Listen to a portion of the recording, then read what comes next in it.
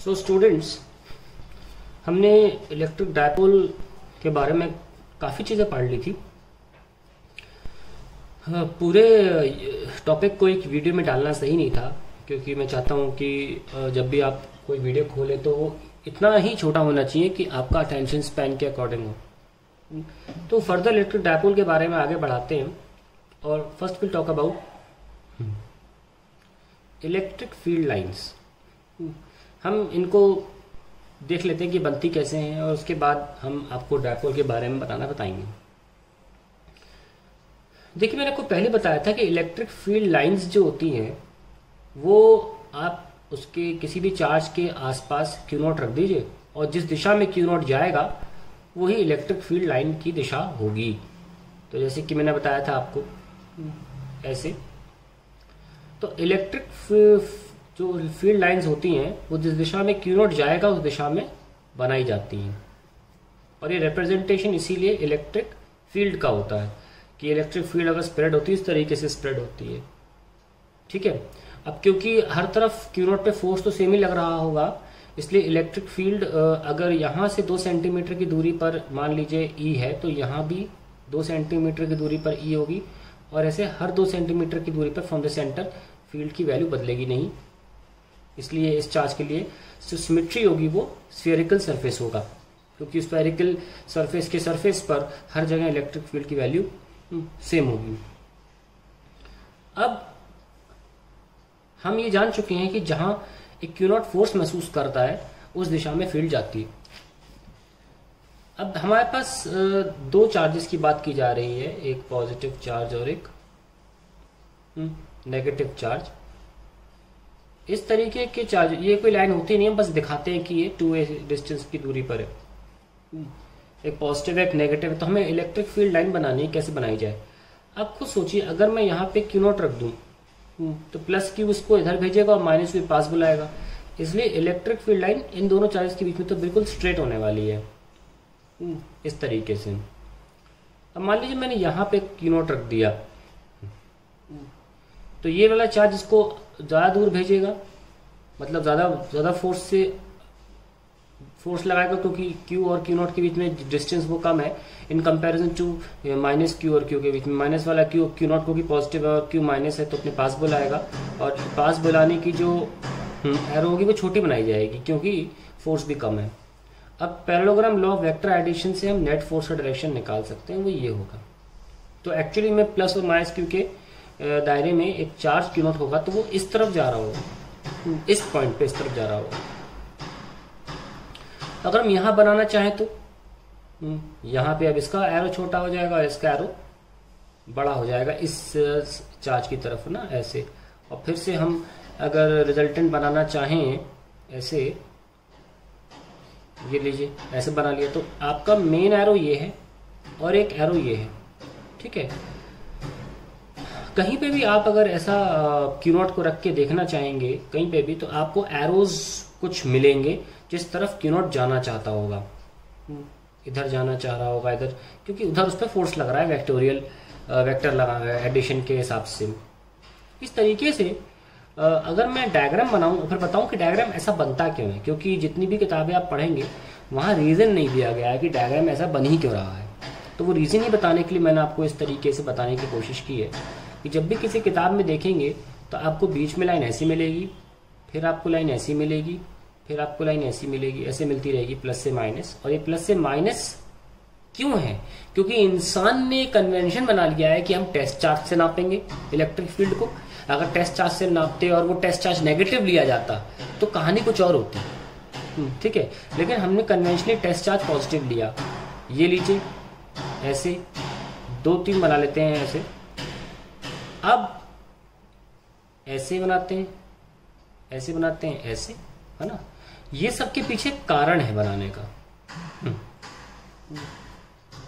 ये arrow plus से बाहर क्यों जा रहा है? क्योंकि क्यू नॉट जाता है उस दिशा में, सब कुछ क्यू नॉट के बेसिस पर है। अब सुनिए हुआ क्या। हुआ ये कि आपने यहाँ पे चेक किया था, एरो यहाँ था, आपने यहाँ पे चेक किया, एरो यहाँ था। आप जितने भी एरो बनाओगे ना, जितने भी एरो बनाओगे उनकी जो टेल्स होंगी ना, एरो की जो टेल्स होंगी, उनको जब आप जोड़ोगे, बिंदु से बिंदु मिलाओगे, फिर दिखाता हूँ मैं आपको क्लीनली तरीके से, प्लस क्यू और ये माइनस क्यू। आप जब ये एरो की बिंदु से बिंदु मिलाओगे तब जो आपको लोकस मिलेगा वो होता है इलेक्ट्रिक फील्ड लाइन। तो this is a very important point, you should know how are we making electric field lines. जिस बना देने से कुछ नहीं होता, पता होना चाहिए कि ऐसा हो क्यों रहा है। और ये सवाल पूछने की हैबिट हमारे इंडियन स्टूडेंट्स में बहुत कम है। बता दिया, पर है क्यों ऐसा, इसके बारे में कोई जानकारी नहीं साफ। इसीलिए हम हमेशा ज़्यादातर एम्प्लॉय बनते हैं, एम्प्लॉयर नहीं। तो हो गया, हम सवाल नहीं पूछते कि ऐसा क्यों हो रहा है। अब देखिए कितने स्टूडेंट्स ने, मुझे उम्मीद है ये सब पढ़ लिया होगा, पर किसी ने पूछा नहीं होगा कि ऐसा क्यों है। और मैं आपको बता दूं भी, क्यू नॉट तो कारण है, लेकिन इसका और भी बड़ा कारण है कि हम प्लस के लिए आउटवर्ड्स ही क्यों बनाते हैं electric field lines. Anyways let's go on to the topic. And ऐसा ही नीचे भी होता है एंड सो ऑन। तो that is how we make electric field lines for an electric dipole. अब आप किताबों में देख सकते हो और रीजन पता है ऐसा क्यों बनाया जाता है। अपने डायपोल की कहानी को हम आगे बढ़ाते हैं और करते हैं बात electric dipole in a uniform electric field. अब यूनिफॉर्म इलेक्ट्रिक फील्ड का मतलब सुन लीजिए क्या है। मतलब इलेक्ट्रिक डायपोल को हमने इलेक्ट्रिक फील्ड में रख दिया, ठीक है। इसका मतलब सुनिए क्या, मान लीजिए कोई ए से बी डायरेक्शन है और इस डायरेक्शन में इलेक्ट्रिक फील्ड है ए टू बी, और वो फील्ड बदलती नहीं है। ये पूरा रीजन जो है इस ए से लेकर इस बी तक यूनिफॉर्म इलेक्ट्रिक फील्ड से। मान लो इलेक्ट्रिक फील्ड की पहले यूनिट देखिए क्या होती है। Force per unit charge formula था, और फोर्स होता है न्यूटन, और ये था कूलम, न्यूटन पर कूलम। तो मैंने कहने का मतलब ये है कि अगर यहाँ पे ई न्यूटन पर कूलम है तो यहाँ पे भी ई न्यूटन पर कूलम और यहाँ पे भी ई न्यूटन पर कूलम, चेंज नहीं होगा। ये ई रहेगा, यानी कि 2 न्यूटन पर कूलम तो 2 तो 2। ऐसे में डायपोल बिहेव कैसे करेगा हमें ये देखना है। लेट अस सी। तो हम अगर डायपोल को सीधा रख दें, ये पॉजिटिव और इसका नेगेटिव चार्ज, और फील्ड जो है वो मैंने डायरेक्शन के रूप में इधर दिखा दी है। तो इस डायरेक्शन में इलेक्ट्रिक फील्ड और बिल्कुल बदल नहीं रही, यानी कि यहाँ भी वही फील्ड है, यहाँ भी वही फील्ड है, और चार्ज की वैल्यू डायपोल में सेम होती है। तो अगर फील्ड यहाँ से यहाँ, हमको पता है फील्ड हमेशा पॉजिटिव से नेगेटिव की तरफ जाती है, क्योंकि क्यू नॉट जाएगा इस तरीके से, क्यू नॉट जैसे जाता है वैसे ही। तो अब इलेक्ट्रिक फील्ड इधर की तरफ है, और तो यहाँ पे हम मान सकते हैं कि ऐसी इलेक्ट्रिक फील्ड को बनाने के लिए यहाँ पे क्या रहा होगा, पॉजिटिव साइन, और यहाँ पे क्या रहा होगा, नेगेटिव साइन। तो ऑब्वियसली ये पॉजिटिव नेगेटिव की तरफ अट्रैक्ट होगा, यस और नो। तो इस पे फोर्स लगा रहा होगा F बराबर Q टाइम्स E। क्यों? क्योंकि फोर्स इलेक्ट्रिक फील्ड क्या है, F अपॉन Q, तो F क्या हुआ, Q इंटू E। तो इस वाले चार्ज पे फोर्स कितना होगा, F इक्वल्स टू QE। और ये माइनस वाला प्लस की तरफ अट्रैक्ट हो रहा होगा, इस पे फोर्स क्या लग रहा होगा, QE। क्योंकि चार्ज सेम है, इलेक्ट्रिक फील्ड यूनिफॉर्म है, E और E बराबर है, we see that force, net force is 0। At the same time ये दोनों फोर्सेस जो हैं वो इनका लाइन ऑफ एक्शन जो है वो सेम है। मतलब जिस लाइन पे एक्ट कर रहे हैं दोनों फोर्सेस वो सेम है, ऊपर नीचे नहीं है। अब इसकी वजह से ये डायपोल जो है ये ना कि सिर्फ स्ट्रेट लाइन मोशन से के लिए बाध्य है, यानी कि ना कि सिर्फ ऐसा कि स्ट्रेट लाइन मोशन नहीं हो सकता, इसमें रोटेटिंग मोशन भी नहीं हो सकता।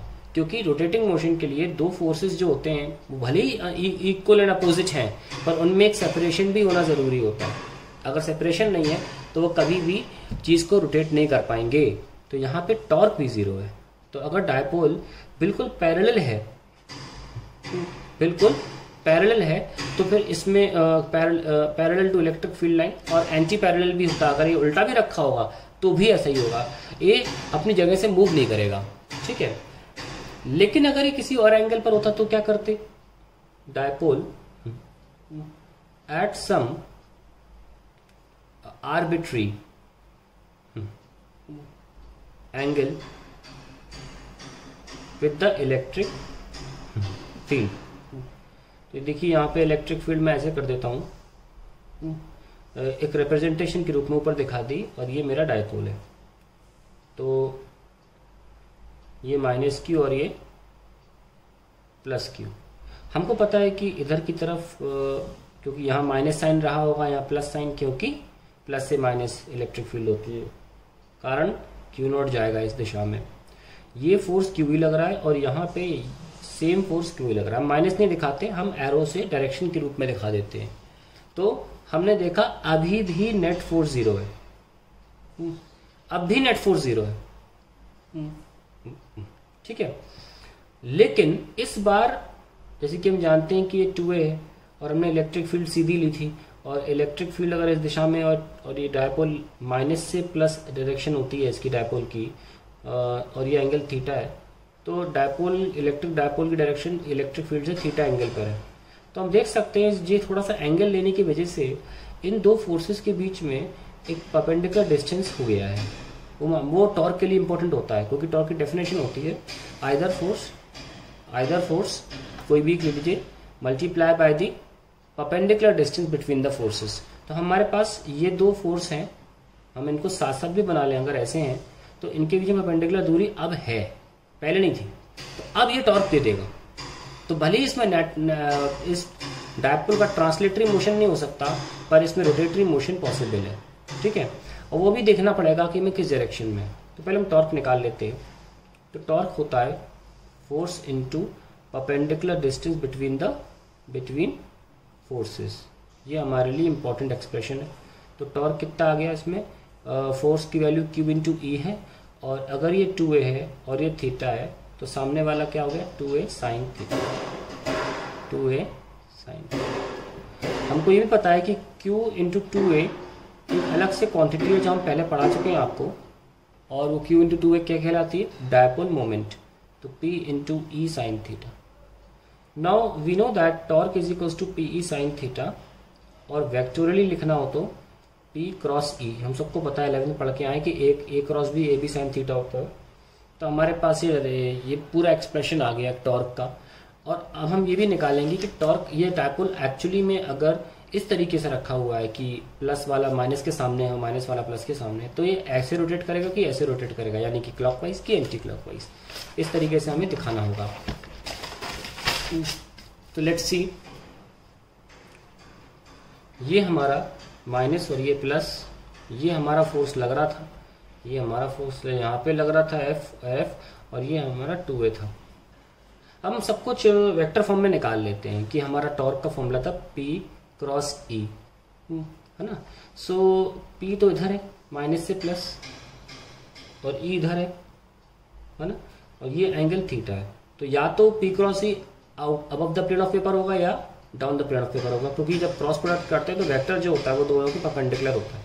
ये दोनों तो पेपर में बनाए गए हैं, तो यानी कि जो टॉर्क है वो या तो पेपर के अंदर जा रहा होगा या पेपर के बाहर। उसके लिए हमें देखना जरूरी है कि ये P क्रॉस E मतलब P goes into E in what sense, goes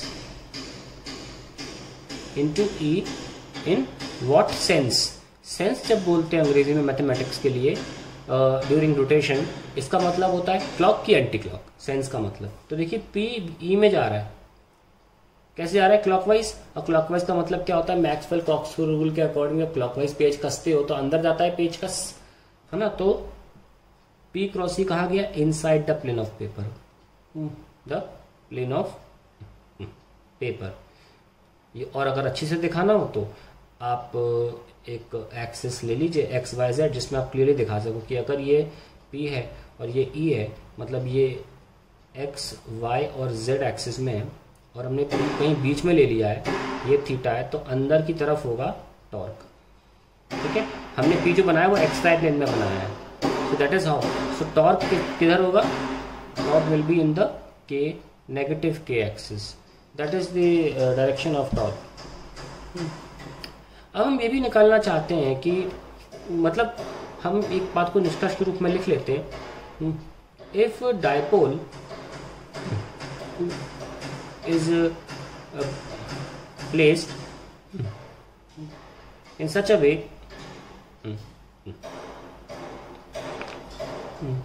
that theta between P and E is acute, यानी कि 90 डिग्री से कम है, then dipole will attain its equilibrium position, या यू कहिए its stable position, most stable position भी कह सकते हैं। मोस्ट स्टेबल का मतलब होता है जब उसमें जो एनर्जी है वो बिल्कुल ही ना हो, ठीक है। मोस्ट स्टेबल पोजीशन, बिल्कुल भी उस पोजीशन में it is the most happiest. देख लीजिए, तो डायपोल ने अपने आप को रोटेट करना चाहा इस तरीके से क्लॉकवाइज, और आप देख लीजिए क्लॉकवाइज रोटेट कर रहा है तो कितनी खुश वाली पोजीशन में है डायपोल, क्योंकि अगर वो ऐसा करता है तो इधर माइनस था और इधर प्लस था, तो माइनस टोटली प्लस के सामने हो जाएगा और प्लस टोटली माइनस के सामने हो जाएगा। और मोस्ट स्टेबल का मतलब ये होता है कि जब कोई भी तरीके का मोशन पॉसिबल नहीं है। तो अब हमने पहले भी देखा था कि जब ये बिल्कुल अलाइन हो जाएगा, देखिए प्लस से माइनस इलेक्ट्रिक फील्ड होती है और डायपोल क्या होता है माइनस से प्लस, तो अल्टीमेटली पी और ई क्या होगा आपस में पैरेलल। तो डायपोल इस तरीके से मूव करेगा कि वो अपने आप को इलेक्ट्रिक फील्ड से पैरेलल कर ले, ठीक है। अब हम बात करते हैं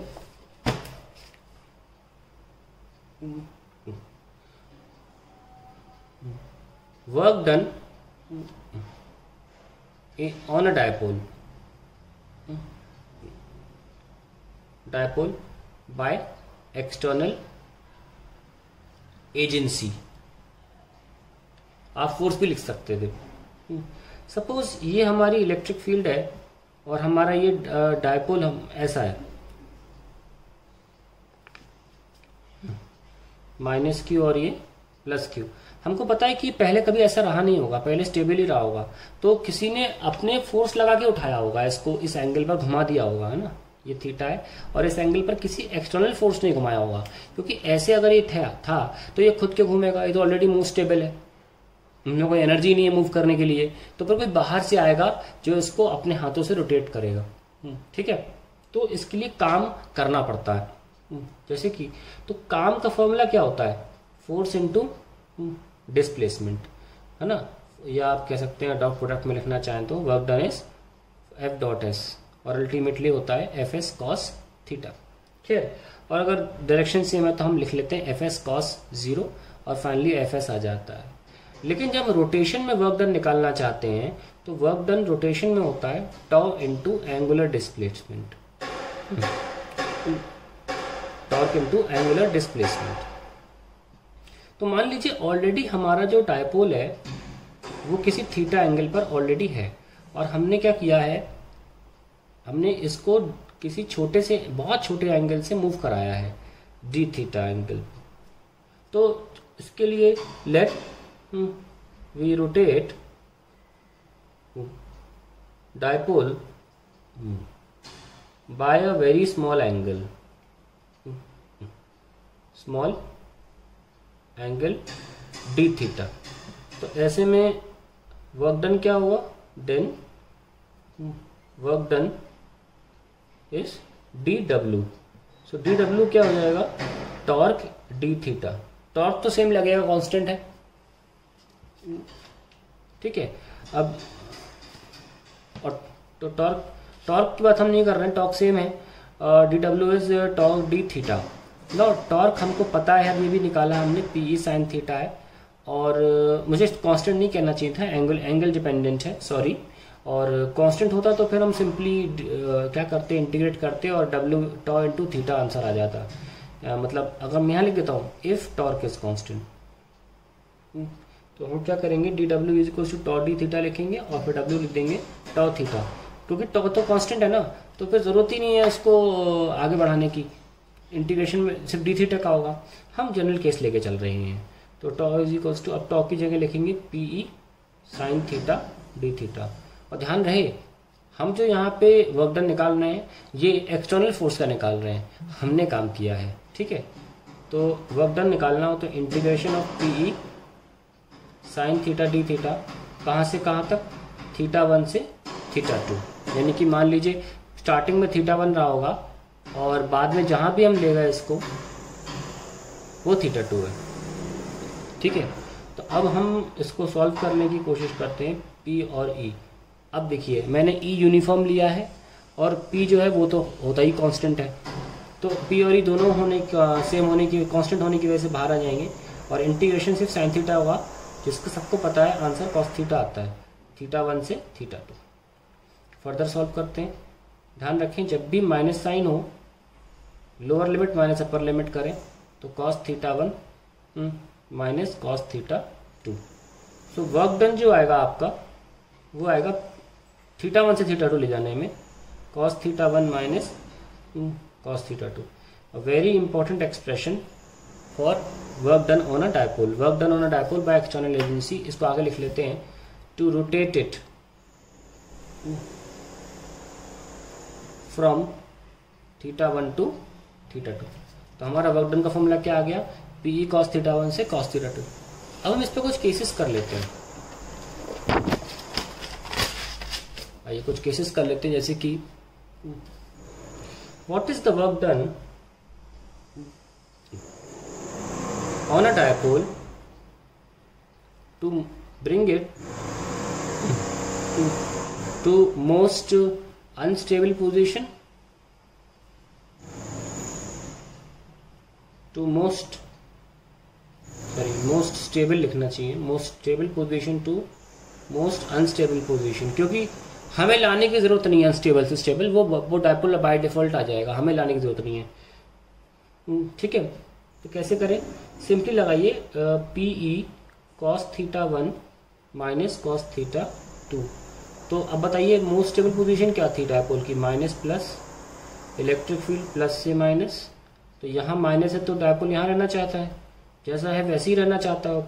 तो आप देखिए पी की डायरेक्शन होती है -2 प्लस, ई की डायरेक्शन होती है प्लस से माइनस, दोनों के बीच दोनों की डायरेक्शन पैरेलल हो गई फिर तो ऐसे में मोस्ट स्टेबल के लिए थीटा 1 क्या हो गया 0, और मोस्ट अनस्टेबल क्या हुई जब ये माइनस यहाँ प्लस यहाँ, इलेक्ट्रिक फील्ड तो वैसी की वैसी ही है प्लस से माइनस, तो डायपोल हो गया इधर, इलेक्ट्रिक फील्ड इधर है तो 180 डिग्री हो गया, तो मोस्ट अनस्टेबल में 180 डिग्री होगा।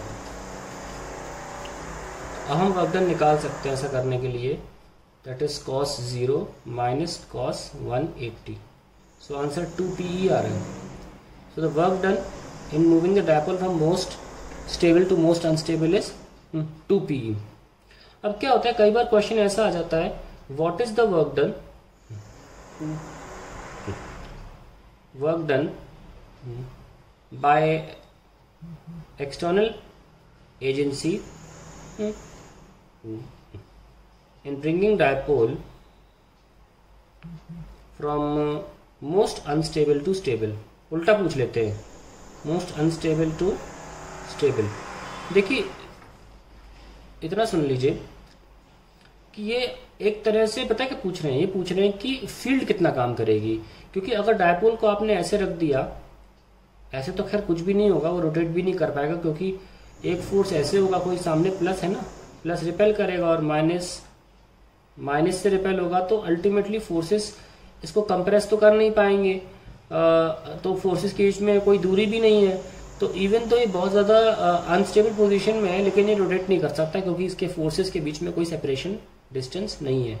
थोड़ा भी अगर आपने ऐसे कर दिया कि धड़ से ऐसे लौट जाएगा और अपनी पोजीशन को उल्टा कर लेगा, प्लस के सामने माइनस के सामने प्लस कर लेगा और प्लस के सामने माइनस कर लेगा, उसके लिए थोड़ा सा एंगल होना जरूरी है। ठीक है, तो आपसे पूछा जा रहा है उल्टा, पहले क्वेश्चन का उल्टा, आपने कितना काम किया, आपने किया ही नहीं है काम, ये खुद ही हो जाएगा। ऐसे में भी अगर कोई पूछ रहा है आपने कितना काम किया, तो आप सिंपली माइनस लगा के पहले वाले का आंसर दे दीजिए। हमेशा हर जगह यही होता है, हर जगह, चाहे ग्रेविटेशन हो, इलेक्ट्रिक फील्ड हो, किसी भी कंजर्वेटिव फील्ड में, चाहे आपने 11वीं क्लास में वर्क एनर्जी पावर पढ़ा हो, जब भी आपसे कुछ ऐसा काम मांगा जाएगा जो आपको करने की जरूरत नहीं है, वो खुद ही हो जाएगा, तो आंसर में सिर्फ माइनस साइन लगा दिया जाता है। ऐसे में जब जिस उस आंसर में जो पहले आपने किया था और आपको करने की जरूरत थी और जो आंसर आया उसके आगे आपको सिर्फ माइनस साइन लगाना है, काम खुद ही हो, फिर जो आंसर है वो सही आंसर आ जाएगा आपका। और आपको मैथमेटिकली सॉल्व करना है तो क्या करोगे, कॉस पहले क्या था, पहले अनस्टेबल पोजीशन थी 180 और फिर कॉस 0 था, -1 -1 -2PE, तो आप देख सकते हैं वैसे भी ये आ रहा है। That is about work done on a dipole. अब हम बात करने जा रहे हैं कि एनर्जी डायपोल में स्टोर होती है तो कैसे होती है। देखिए ये एक स्प्रिंग है, बहुत सिंपल कॉन्सेप्ट है। जब भी आप इस पर काम करते हो, लेकिन काम कैसा होना चाहिए, इसकी इच्छा के खिलाफ। अगर इसकी इच्छा खुद ही कंप्रेस होने की होती तो स्प्रिंग बैठे बैठे खुद कंप्रेस हो जाती। यानी कि आप जो कर रहे हो वो अपने आप पॉसिबल नहीं है। जब भी किसी सिस्टम में कोई चीज़ें अपने आप पॉसिबल नहीं होती हैं और आप उस पर काम करते हो, वो वाला जो खुद पॉसिबल नहीं हो सकता था, सिस्टम की पोटेंशियल एनर्जी या सिस्टम में जो भी एनर्जी है वो हमेशा इंक्रीज होती है।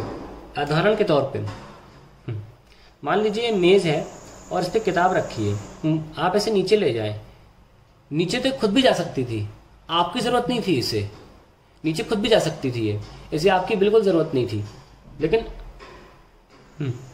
आप नीचे ले गए तो इसकी वजह से पोटेंशियल एनर्जी क्या हो गई, डिक्रीज। तो जब आप ऐसा कोई काम करेंगे जो खुद हो सकता है सिस्टम द्वारा, तो उसमें क्या होता है, आप उसकी एनर्जी को गिरा देते।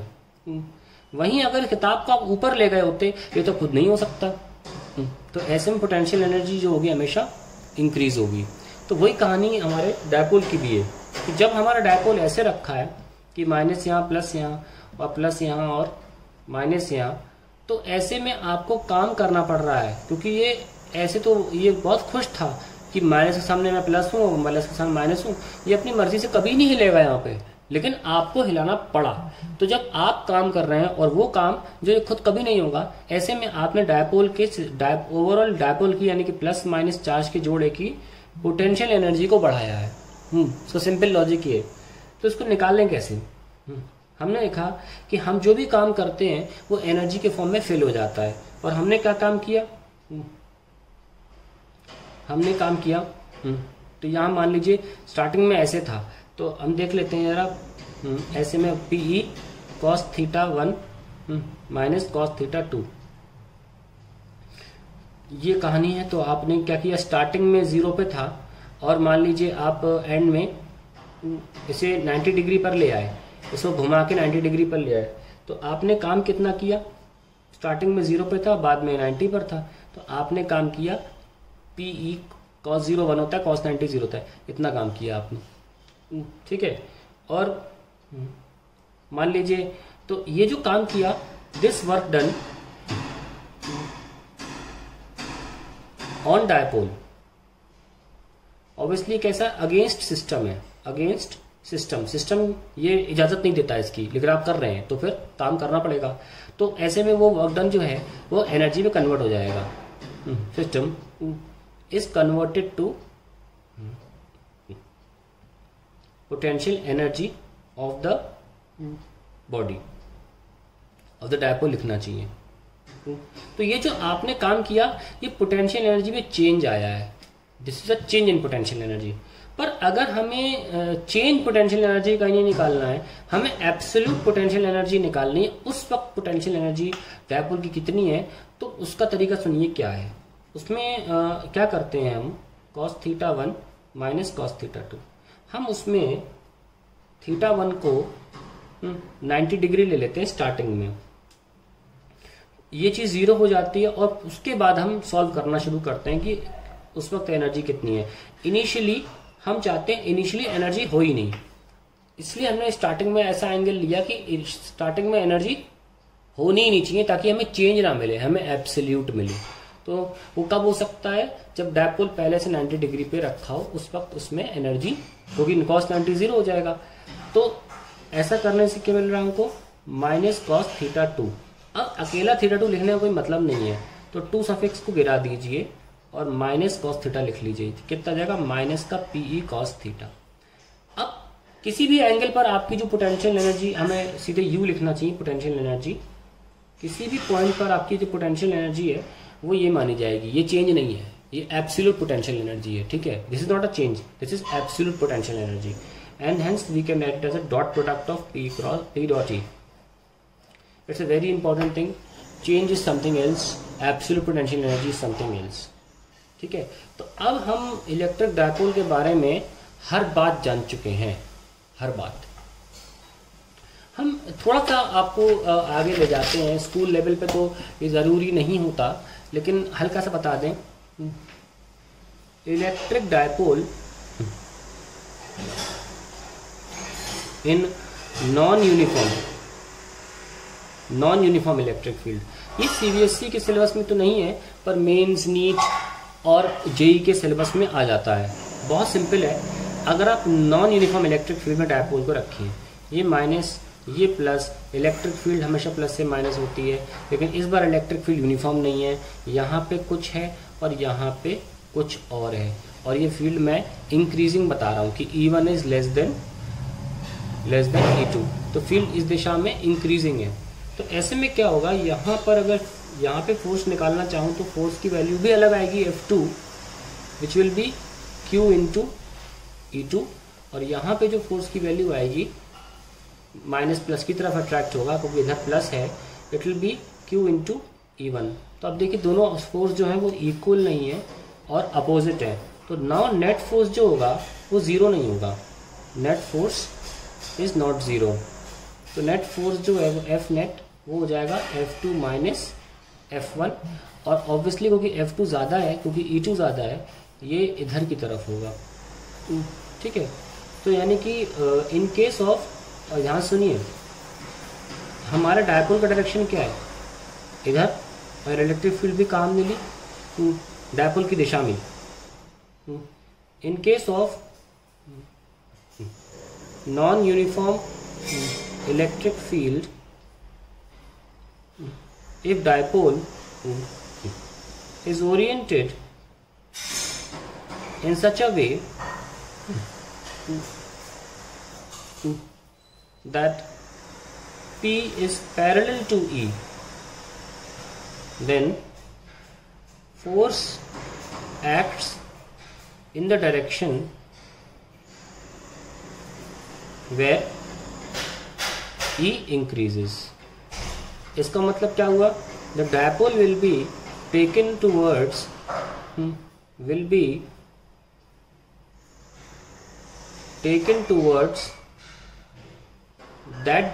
towards the region of high electric field. On the other hand,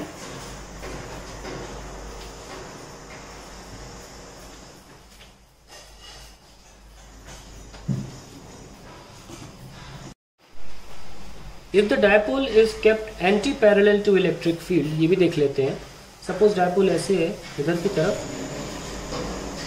ये माइनस और ये प्लस Q, फील्ड हमने नीचे डिस्टर्ब करी, वो अभी भी उधर ही है, और यहाँ पे फील्ड ज़्यादा है और यहाँ फील्ड कम है, लेट्स सी।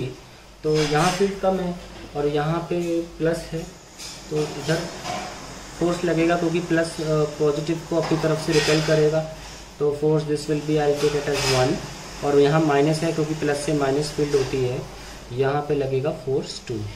ठीक है, सो क्योंकि फोर्स 2 ज़्यादा है फोर्स 1 से,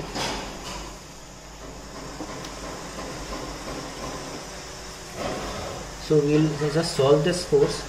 F2 minus F1 will be equals to Q E2 minus E1, and net force किधर लग रहा है, इधर है ना, क्योंकि F2 ज़्यादा है, that is F net. That means dipole का डायरेक्शन कहाँ है, यहाँ से यहाँ, और F2 ज़्यादा है, तो वो भी किधर लग रहा है, इधर। सो इस वक्त हमारे पास फील्ड तो इंक्रीजिंग राइट डायरेक्शन में थी, और फोर्स डायपोल पे लग रहा है लेफ्ट डायरेक्शन में, which to a region of low electric field.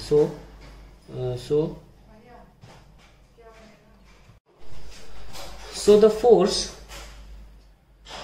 acts on dipole in such a way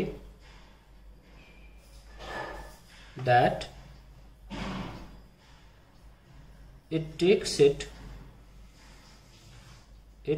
to region of low electric field। तो ये इम्पोर्टेंट बात है इसमें एक बहुत इम्पोर्टेंट बात मैं आपको बताना चाहता हूँ कि हमने नेट फोर्स को कैसे लिखा था। हमने लिखा Q times E2 minus E1, और हर बार हमने E2 को ज़्यादा बताया है E1 से। अगर मैं इसमें 2a से मल्टीप्लाई और 2a से डिवाइड कर दूं तो ये चीज़ क्या बन जाती है, P, F नेट हो जाता है dipole moment, and this becomes delta E by एक तरह से डेल्टा L। तो ये जो आप देख पा रहे हैं डायरेक्शन, ये फोर्स का फॉर्मूला है in case of constant, in case of sorry non uniform electric field, कि that the electric field over the separation between the charges कितने से बदली। तो एक तरह से इलेक्ट्रिक फील्ड ग्रेडियंट भी बोला जा सकता है इसको। इस इतने रास्ते में कितना इंक्रीमेंट हुआ है इलेक्ट्रिक फील्ड में, provided you take it that way, I mean provided you take that यहाँ से फील्ड जा रही है, वो बढ़ रही है। सो फोर्स को हम इस तरीके से भी लिख सकते हैं। तो ध्यान रखें, force on a dipole can also be written like this, somewhere you see the formula like this, remember that it's a correct formula.